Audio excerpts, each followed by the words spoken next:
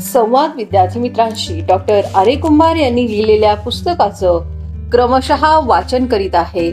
ज्या व्यक्तीला आयुष्यात आपलं ध्येय पूर्ण करायचं आहे अशा प्रत्येक व्यक्तीसाठी उपयुक्त असं हे पुस्तक. दिवस 31वा. चांगल्याच्या संगतीत राहा. गीता, तुझी मैत्रीण कोण? गायत्री. रमेश, तुझा मित्र कोण? सुरेश. सर, माझा मित्र धीरज. न विचारताच प्रथमेश म्हणाला. आणि माझा अनिकेत, अक्षयने उभे राहून सांगितले. हो, आता हा प्रश्न मी सगळ्यांना विचारत नाही. तुम्हा सगळ्यांना मित्रमैत्रिणी आहेत, पण मला सांगा, मित्र कोणाला म्हणावे? Friend in need is friend in deed. वसुंधराने कुठेतरी वाचलेले आणि पाठ केलेले वाक्य सांगितले आणि सरांनी टाळ्या वाजवून तिचे अभिनंदन केले. अरे वा, संकट काळी मदत करतो तोच खरा मित्र. याशिवायही या मैत्रीची व्याप्ती आपण वाढवूया. एखादी व्यक्ती तुमचा मित्र का असते आणि तुम्ही काय काय करता? सर, आम्ही एकत्र खेळतो, अभ्यास करतो आणि खरं म्हणजे आमचं एकमेकांशी पटतं, निनादने सांगितले. आणि आम्ही आमच्या मनातील विचार एकमेकींना सांगतो, एकमेकींच्या घरी जातो, शाळेत एकत्र जेवतो, गीतांजली म्हणाली. आणि एकाच बाकावर बसतो, गिरीश म्हणाला आणि मुले हसली. छान. म्हणजे शाळेत आणि शाळेबाहेरही तुम्ही आपल्या मित्रांच्या संगतीत असता, पण तुम्ही तुमचा मित्र किंवा मैत्रीण पारखून घेतले आहेत काय? मुले गोंधळात पडली. सरांच्या ते लक्षात आले, म्हणून त्यांनी अधिक स्पष्ट केले. म्हणजे असे की त्याचा स्वभाव, त्याचे वागणे, त्याचा अभ्यास, त्याचे विचार जाणून घेतले आहेत का? नाही सर. साहजिक आहे. या वयामध्ये तुम्हाला तेवढी समज आलेली नसते, पण तुमच्या पालकांना मात्र ती असते. म्हणून हे काम पालकांचे. पण इथं आपण सध्या तरी त्याचा विचार करणार नाही. आपण आपलाच विचार करणार आहोत. मित्राच्या सहवासात आपण अधिक काळ राहतो, मग नकळत त्याच्या आचार विचारांचा परिणाम आपल्यावर होत असतो. मग चांगल्या आचार विचारांचा परिणाम होण्यासाठी चांगल्या आचार विचारांचे मित्र नकोत का? पाहिजेत की सर, वसुंधरा म्हणाली. म्हणून मी म्हणतो की मित्र सुद्धा पारखून घेतले पाहिजेत. कारण तुम्ही कोणाच्या संगतीमध्ये राहता यावरून तुमची ओळख निर्माण होत असते. हेच इंग्रजीमध्ये man is known by company which he keeps असं वचन आहे. म्हणजे माणसांची ओळख तो कोणाच्या संगतीमध्ये राहतो यावरून होत असते. असं पहा, मास्तरची पत्नी जरी मास्तरीन नसली तरी लोक तिला काय म्हणून हाक मारतात? मास्तरीन बाई, सारिका. आणि डॉक्टरची पत्नी डॉक्टर नसली तरी डॉक्टरीन बाई, बहुतेक सर्वजण. सगळ्यांना मोठी गंमत वाटली. असं का? ती त्याची पत्नी म्हणून, जाई म्हणाली. म्हणजे आयुष्यभराचा सहवास, होय ना? हो सर, सगळेच म्हणाले. आणि त्यांची ओळख कशावरून? त्या कोणाच्या सहवासात राहतात यावरून, जावेद म्हणाला. मग आपणाला लोकांनी चांगलं म्हणायचं असेल तर चांगल्याच्या सहवासात राहिलं पाहिजे. बऱ्याच जणांनी एकदम उत्तर दिले. आणि कोणाची संगत टाळली पाहिजे? वाईटाची, श्रद्धाने पटकन सांगितले. हा, मग आता तुम्हाला हे इंग्रजी वचन सांगितलं ना, त्याचा अर्धा राहिलेला भाग जोडून ते वाक्य मी पूर्ण करतो. Man is known by company which he keeps and which he avoids. Sir, avoids म्हणजे काय? राजेशने विचारले. अवॉइड्स म्हणजे टाळणे. मग आता वाक्याचा अर्थ काय झाला? माणसाची ओळख ही तो कोणाची संगत धरतो आणि कोणाची टाळतो यावरून होत असते. राजेशने बरोबर सांगितले. अजिम प्रेमजी यशाचे 10 मार्ग सांगताना संगतीबद्दल म्हणतात.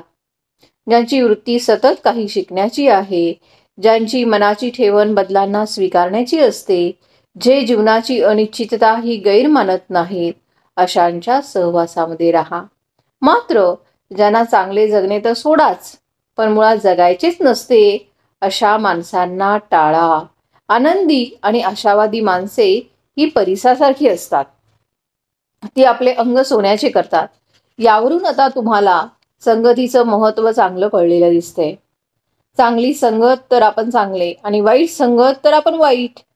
म्हणून अमेरिकेचे भूतपूर्व अध्यक्ष आपणास इशारा देताना म्हणतात, associate yourself with people of good quality if you esteem your reputation, for it is better to be alone than to be in a bad company. तुम्हाला हे वचन मराठीमध्ये सांगतो, जर तुम्ही तुमच्या प्रतिष्ठेचा आदर करीत असाल तर चांगल्या दर्जाच्या लोकांशी स्वतःला जोडून घ्या, नाहीतर वाईटाच्या संगतीत राहण्यापेक्षा एकटे राहिलेले अधिक चांगले. यासंबंधी आणखी एक दाखला देतो. स्वाती नक्षत्राचे पाणी जर कर्दळीच्या संपर्कात आले तर त्याचे काफरात रूपांतर होते. त्याहीपेक्षा ते जर शिंपल्यामध्ये पडले तर त्यापासून मोती तयार होतो. मात्र ते जर सापाच्या तोंडात पडले तर त्याचे विष बनते. पाणी तेच, फक्त संगत वेगळी. असा आहे हा संगतीचा महिमा. मराठीमध्ये एक म्हण आहे ना, द्राक्षाचा वेल लिंबावर गेला, कडू का झाला. संगतीमुळे. शाळेच्या भिंतीवर लिहिलेलं हे वाक्य मुलांना माहीत होतं. गूळ, मीठ आणि पाणी हे तीनही पदार्थ चांगलेच की, पण ते तिन्ही एकत्र आले की जे रसायन तयार होते त्याला काय म्हणतात? दारू. बापरे, रमेश म्हणाला. होय मुलांनो, आता या संगतीची एक गोष्ट मी तुम्हाला सांगणार आहे. सांगा सांगा सर, गोष्ट म्हटले की सगळेच नेहमीप्रमाणे खुश. एक प्रसिद्ध चित्रकार होता, देशभर त्याचं नाव होतं. एकदा त्यास एका छान गोंडस बाळाचे चित्र काढायचे होते. असे बाळ शोधण्यासाठी तो फिरू लागला. एका बंगल्याच्या गच्चीत त्याला असे गोंडस बाळ दिसले. तो त्या बंगल्यामध्ये गेला व त्या बाळाच्या आई वडिलांना त्याच्या मनातली इच्छा त्याने बोलून दाखवली. आपल्या मुलाचे चित्र निघते आहे हे पाहून त्या बाळाच्या पालकांना साहजिकच आनंद झाला. चित्रकाराने दिवसभरामध्ये त्या बालकाचे चित्र पूर्ण केले. त्या चित्राची खूप वाहवा झाली. मोठ्या किमतीस ते चित्र विकलेही गेले. पुढे 20-22 वर्षानंतर त्या चित्रकाराच्या मनात सैतानाचे चित्र काढावे असे आले. आता असा अकराळ विक्राळ माणूस कुठे मिळणार? तो शोधत निघाला. बरेच खुनी दरोडेखोर लोक तुरुंगात डांबलेले असतात, म्हणून त्याने तुरुंग गाठला. तुरुंग अधिकाऱ्याला त्याने आपली इच्छा बोलून दाखवली. चित्रच काढायचे म्हटल्यावर त्याने त्यास परवानगी दिली. एक एक कैदी तो पाहू लागला. त्यातल्या एकाचे अस्ताव्यस्त केस, दाढी वाढलेली, लालसर डोळे भेसूर वाटत होते. चित्रकाराला हवा तसा सैतान मिळाला आणि त्याने त्याचे चित्र रेखाटायला सुरुवात केली. त्याच्याकडे पाहायचा आणि कागदावर रेखाटायचा. असेच त्याच्याकडे बघताना त्यास त्या सैतान रूपी माणसाच्या डोळ्यात पाणी दिसले आणि त्यास आश्चर्य वाटले. अरे, तू रडतोस? चित्रकाराने विचारले. त्याने डोळे पुसले आणि चित्रकारास विचारले, 20-22 वर्षापूर्वी तुम्ही एका लहान बाळाचे चित्र काढले होते का? हो. का रे? चित्रकार.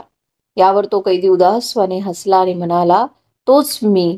चित्रकाराला आश्चर्य वाटले. तो म्हणाला, अरे, मग तू इथे कसा? यावर तो गदगदल्या स्वरामध्ये म्हणाला, होय, वाईट माणसांच्या संगतीत सापडलो. संस्कार तेच झाले. चोऱ्या माऱ्या करू लागलो. एका गुन्ह्यात सापडलो आणि सजा होऊन या तुरुंगामध्ये पडलो. सर थांबले. मुलं गंभीर झाली होती. आणखी एक गोष्ट सांगणार आहे मी तुम्हाला. सर्वांकडे पाहत सर म्हणाले, मुलांना काय, गोष्ट म्हटलं की केवढा आनंद. पुन्हा त्यांनी कान टवकारले. ऐका, एक चोर होता. आयुष्यभर चोरी केली, साठी उलांडली. पहिल्यासारखी चपळाई राहिली नाही. तो व त्याचा मुलगा मोठा झाला होता. जगण्यासाठी त्याला काहीतरी करायला हवं होतं. त्यानं वडिलांना विचारलं, मी काय करू? आता वडील काय सांगणार? म्हणाले, चोरी कर. मुलाला एव्हाना कळालं होतं की आपल्या बापाबद्दल कोणीही चांगलं बोलत नाही. तो म्हणाला, मी नाही बाबा चोरी करणार. वडील म्हणाले, अरे, हा धंदा तर सगळ्यात सोपा आणि बिनभांडवली आहे. छोट्या छोट्या चोऱ्यांपासून सुरुवात कर. म्हणजे कसली चोरी करू? हे बघ, आपल्या गावाच्या माळ्यावरती देवळामध्ये एक साधू आले. लोक त्याला खायला फळं देतात. ती त्यांच्या समोरच ठेवलेली असतात. पण साधू महाराज डोळे मिटून उपदेश करतात. मग काय, ऐकल्यासारखं कर आणि हळूच फळ उचलून घरी ये. कुणालाच करणार नाही. सोपं आहे की नाही? मुलं शांतपणे ऐकत होती. बघतो, प्रयत्न करतो, असं म्हणून तो उठतो आणि माळावरील देवळामध्ये जातो. खरोखरच डोळे मिटून साधू काहीतरी सांगत होते आणि त्यांच्या पुढं केळी, मोसंबी, सफरचंद अशी फळं होती. तो साधू पुढे बसला आणि ऐकू लागला. आणि काय आश्चर्य, साधूच्या उपदेशामध्ये तो तल्लीन झाला. किती वेळ बसला त्याला समजलेच नाही आणि शेवटी साधूने डोळे उघडले. त्याने साधूच्या पायावर डोके ठेवून नमस्कार केला. साधूने त्यास आशीर्वाद दिला आणि प्रसाद म्हणून एक सफरचंदही दिले. ते सफरचंद घेऊन तो घरी आला. वडील वाट पाहत होते. त्याने ते सफरचंद वडिलांच्या हातात ठेवले. हे रे काय, एकच? वडील म्हणाले. घरात माणसे 3 आणि सफरचंद एक कसं खाणार? बाबा, आपण कापून खाऊया, उद्या 3 आणतो. वडिलांना वाटले सुरुवात तर झाली, सुधारेल. तिघांनी ते सफरचंद कापून खाल्ले. दुसऱ्या दिवशी पुन्हा तशी स्थिती झाली. साधूचा उपदेश त्यास अधिक आवडू लागला. साधूने त्यास 2 सफरचंद दिली. ती घेऊन तो घरी आला. अरे, काल तुला सांगितलं होतं ना की आपण 3 आहोत म्हणून. बाबा, तो म्हणाला, 3च अंडी होती, पण त्यातले 1 मी खाल्ले. आता 2 ही तुम्हाला आणली. मग ठीक आहे. वडिलांना बरं वाटलं. तिसऱ्या दिवशी प्रसाद म्हणून साधूनं त्यास 3 सफरचंद दिली आणि वडील भलतेच खुश झाले. पण दिवसेंदिवस तो मुलगा साधूच्या उपदेशाने इतका प्रभावित होत गेला की एक दिवस तो घरीच आला नाही. मग वडील त्याला शोधत आले. पाहतात तर काय, मुलगा साधू होऊन प्रवचन देत होता. कशाचा परिणाम? संगतीचा. सर्व मुलांचा प्रतिसाद. आम्ही नाही बाबा वाईटाची संगत करणार, चांगल्याचीच संगत बरी, रुपेश म्हणाला. एवढं आपल्याला कळलं ना तरी पुष्कळ झालं. नेमकं चांगलं कोण आणि वाईट कोण हे तुम्हाला पारखता यायला हवं. जे आपले काम प्रामाणिकपणे करतात, कोणाविषयी वाईट बोलत नाही, स्वतःची कामे स्वतः करतात, साधेपणाने आणि नम्रपणे राहतात, आज्ञाधारक असतात आणि निर्व्यसनी असतात, अशी माणसे चांगली. आपला मित्र किंवा मैत्रीण अशी आहे का हे आपणास त्याच्या किंवा तिच्या सहवासातून, वागण्या बोलण्यातून सहज कळते. अशाचीच आपण मैत्री करावी, म्हणजे आपल्यात काही सुधारणा होतात. आपोआप आपणही चांगले बनू लागतो. त्यासाठी आपण स्वतःला ओळखलं पाहिजे, असे मी आपणास पहिल्या दिवशी सांगितले आहे.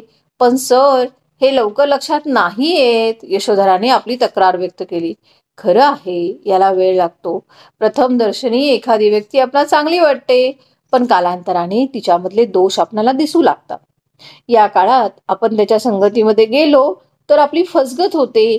म्हणून पटकन कोणावर विश्वास टाकू नये. थोडा कालावधी जाऊ द्यावा, दूर राहून निरीक्षण करावे आणि खात्री पटल्यावर मग स्नेह वाढवावा. पण सर, आता चांगली माणसंच सापडत नाहीत. सचिनच्या या झटक्यासरशी प्रतिक्रियेवर सगळेच हसले. खरे आहे, सचिन म्हणतो ते, पण सगळे काही वाईट नाहीत. बरीच माणसं चांगली आहेत. फक्त आपण त्याचा शोध घेतला पाहिजे. आणि हे लक्षात घ्या, आपण ज्याच्याशी संगत करणार ती व्यक्ती आपल्यापेक्षा 4 बोटं उंच हवी. शरीराने नव्हे बर का, विचाराने, ज्ञानाने. पाणी वरून खाली पडते हे आपणास माहीत आहे. तसेच आपल्यापेक्षा ज्ञानाने, विचाराने आणि गुणांनी समृद्ध व्यक्तीच्या सानिध्यामध्ये आपण राहिलो तर त्यांचे विचार, गुण आणि ज्ञान नक्कीच आपल्यात येईल. इंग्रजीमध्ये एक म्हण आहे, when greatness passes by we ourselves become great. यासाठी आपण त्या ग्रेटनेसच्या जवळ जायला हवे.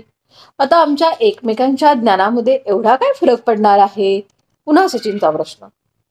फरक पडतो म्हणून तर परीक्षेत गुणानुक्रम लावतात ना. मग कमी गुणवत्ता असणाऱ्या मुलाने हुशार मुलाची संगत करावी. सर, नाही कोण आम्हाला जवळ करीत, कौसर म्हणाली. असं नाही. सर्व मुलांच्याकडे पाहत सर म्हणाले, आपणच एकमेकांच्या सुधारणा करायला हवी. ज्ञान दिल्याने काही कमी होत नाही, उलट ते वाढते, दृढ होते. मैत्री ही आपल्या वयाच्या मुलामुलींशी पटकन होते, पण सानिध्य मात्र कोणाचेही मिळवता येते. नावारूपाला आलेल्या व्यक्ती आपणास माहीत असतात. कधी आपल्या गावात, गावाजवळील शहरात व्याख्यानाच्या निमित्ताने त्या येतात. त्यावेळी आवर्जून त्यांना भेटायचा प्रयत्न केला पाहिजे. तुम्ही जेव्हा महाविद्यालयामध्ये जाल तेव्हा अनेक मान्यवर व अभ्यासक कार्यक्रमाच्या निमित्ताने आपणाला भेटतील. ती संधी असते. त्यांना भेटा, त्यांच्याशी बोला. ही माणसं ज्ञानानं आपल्यापेक्षा कितीतरी उंच असतात. त्यांच्याशी बोलण्यानं आणि त्यांच्या संगतीत राहण्यानं आपणाला त्यांचे विचार ऐकायला मिळतात, त्यांचं कार्य समजतं, त्यांची जीवनशैली कळते आणि मग त्यांच्याकडून प्रेरणा मिळवून आपणही त्यांच्यासारखंच काहीतरी करावं असं वाटतं. पण या मोठ्या लोकांना भेटण्याची भीती वाटते, रोहित म्हणाला. मोठी माणसं ही तशी साधीच असतात. आपले माजी राष्ट्रपती APJ अब्दुल कलाम यांना तर तुमच्यासारख्या मुलांशी बोलायला खूप आवडतो. भारताचे पहिले पंतप्रधान पंडित नेहरू यांना मुलं फार प्रिय होती. इंदिरा गांधी खेडूत महिलांमध्ये रंगून जात. मोठी माणसं कधीतरी तुमच्यासारखी छोटी होती, तेव्हा तुमच्या मनात असणारी भीती ही अनाठायी आहे, ती दूर करा आणि भीड मोडून तुम्ही त्यांना जिथे संधी मिळेल तिथे भेटण्याचा प्रयत्न करा. अनेक थोर व्यक्तींची चरित्रे वाचल्यानंतर असे लक्षात येते की त्यांच्या लहानपणी त्यांच्या घरी मान्यवर मंडळींचे येणे जाणे होते. त्यांच्या चर्चा त्यांच्या कानावर पडत आणि नकळत चांगल्या विचारांचं बीजारोपण त्यांच्यामध्ये होत असे. बराच वेळ शांतपणे ऐकणारा दिलीप म्हणाला, सर, आम्ही गरीब, आमच्याजवळ कोण येणार? सर गंभीर झाले. गरीब श्रीमंत, उच्च नीच हा भेद मुलांच्या मध्ये किती रुजलेला आहे याचे त्यांना अनेक वेळा प्रत्यंतर आले होते. त्याचेच दिलीप हे उदाहरण. मग ते शांतपणे म्हणाले, दिलीप, ज्ञानामध्ये गरीब श्रीमंत असं काही नसतं. उलट मी तर असं म्हणेन की प्रगतीसाठी गरिबी आवश्यक आहे. गरिबीतून मिळवलेल्या यशाचे मूल्य अधिक असते. मायकेल फॅरेडेचा किस्सा तुम्हाला मी यापूर्वीच सांगितला आहे. तो गरिबाचा मुलगा नव्हता का? घिसाड्याचा मुलगा तो. पुस्तक बायडिंग दुकानामध्ये काम करीत होता, पण त्याने विद्युत क्षेत्रातील तत्कालीन महान संशोधक हम्फ्रे डेव्ही यांचे सानिध्य मिळवलेच ना, आणि तोही पुढे संशोधक झाला आहे. तुम्हाला माहीतच आहे. डॉक्टर आंबेडकर कुठे श्रीमंत होते, पण जगभरातील विद्वानांच्या मांडीला मांडी लावून बसलेच ना. म्हणून आपण आपल्यातील न्यूनगंड काढून टाकला पाहिजे आणि आपले ज्ञान वाढवण्याच्या दृष्टीने आपल्यापेक्षा वरचढ असणाऱ्या व्यक्तींचा सहवास मिळवण्याचा प्रयत्न केला पाहिजे. सर, घरात आणि शाळेत आमच्यापेक्षा मोठी माणसे आहेतच की. सुरेशने आपल्या मनातली शंका प्रगट केली. निश्चित नाही, कोण म्हणतं, पण ज्ञानाचा वारसा काही घरांना मिळालेला असतो, काहींना नाही. आणि घर आणि शाळेतील मोठ्या व्यक्तींच्या ज्ञानाला काही मर्यादा आहेत. त्यांचे तर आपल्याला सानिध्य लाभतेच, पण तेवढ्याने भागणार नाही. ज्ञानाची क्षेत्रे अनेक आहेत, त्यात नाव मिळवलेल्या व्यक्तीही अनेक आहेत. आपण त्यांचा शोध घेतला पाहिजे. अशा व्यक्तींच्या सानिध्यामध्ये तुम्ही जाल तेवढे तुम्हीही मोठे व्हाल. कसे आणि कशासाठी जगायचं ते तुम्हाला कळेल. मग राहणार ना चांगल्याच्या संगतीत? हो सर, सर्वजण म्हणाले.